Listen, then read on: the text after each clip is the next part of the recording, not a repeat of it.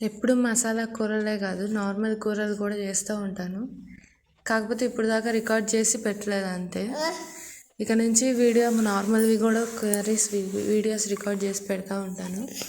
ఇవాళ టమాటా పప్పు వేసాను, దాంట్లోకి గొట్టాలు ఎంచుకున్నాం.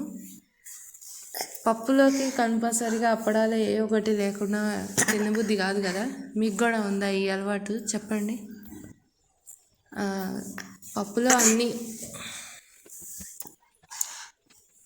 పప్పు వచ్చేటప్పటికి కుక్కర్లో పెట్టాను, రైస్ అను పప్పు కలిపి. పప్పు ప్రాసెస్ అందరికీ తెలుసు, అది నార్మలే.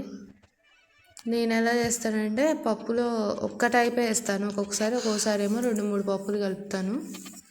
ఇప్పుడైతే మాత్రం ఒకటే వేసాను, కందిపప్పు వేసి దాంట్లో టమాటా, పచ్చిమిరకాయ, ఉల్లిపాయ, ఉల్లిపాయ, చింతపండు, పసుపు, కారం వేసి బాగా ఉడకనిచ్చినాక కుక్కర్లో ఒక 4-5 విజిల్లు వచ్చినాక దించి దాంట్లో ఉప్పు, కారం అవి సరిపోయినాయా లేదా చూసుకొని తాలింపు పెడతాను. తాలింపులో కూడా కొంతమంది ఉల్లిపాయలు వేయరు, కానీ ఉల్లిపాయ వేస్తే టేస్ట్ వస్తుంది. ఒక ఉప్పు, మిరగాయ, ఉల్లిపాయ వేసుకొని చూడండి, చాలా బాగుంటుంది పప్పు. ఇది నా స్టైల్. మీకు నచ్చుతుందో లేదో చెప్పలేము. మా ఇంట్లో రెగ్యులర్గా చేసే పప్పు ఇట్లా చేస్తాము. కొంచెం లైక్ అండ్ సబ్స్క్రైబ్ చేయొచ్చు కదా.